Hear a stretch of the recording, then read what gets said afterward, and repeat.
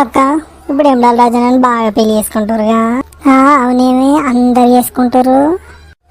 అందరికి సోక్ అయిపోయింది. ఎవ్వరు చూడు దారుణం చేసుకున్నావు నన్ను ముట్టుకోకు దూరం ఉండు అంటారు. చేసుకున్న వాళ్ళు అయితే ఇంట్లో ఉండాలి, రోడ్ల మీద ఎందుకు తిరగాలి? పక్క పంటి నడిచినప్పుడు తలగమా.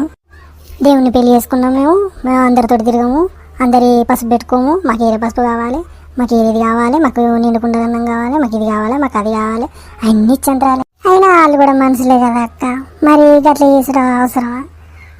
సోమవారం జంగమైన వేషం వేసుకొని వస్తాడట, గడ్డం మీసాలు జడలు పోసుకుంటాడట, గంటలు శంకులు వస్తాడట, జోల పెడతాడట. వీళ్ళకి కనబడతాడు అక్క, మరి మనకు ఒక్కనాడు కనబడకపోయే.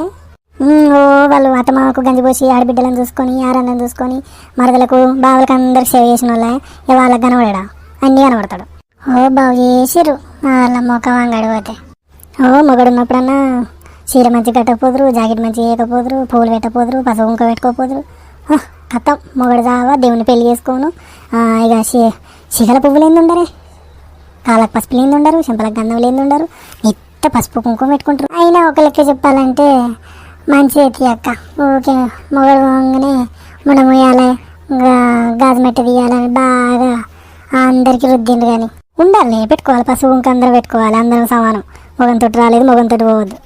పెట్టుకున్న పసుపు పెట్టుకోమంటే ఇప్పుడు ఏమన్నా మనం ఏమన్నా ఉంచుతున్నావా? ఏమన్నా మన కాళ్ళ దుమ్ము పడుతుందా? ఏం పడుతుంది? కాలు కడుక్కొని పెట్టుకుంటాం పసుపు. పసుపు పెట్టేది కూడా చేయగడుక్కొని పెడుతుంది. అది తొక్కుడు పసుపు అయిందట వాళ్ళకు. అవును నాకు కూడా గదే అనిపించింది అక్క. సోకైపోయింది అందరికీ. మనకేంటి వాళ్ళు ఎట్లా పోతే మనకేంటి.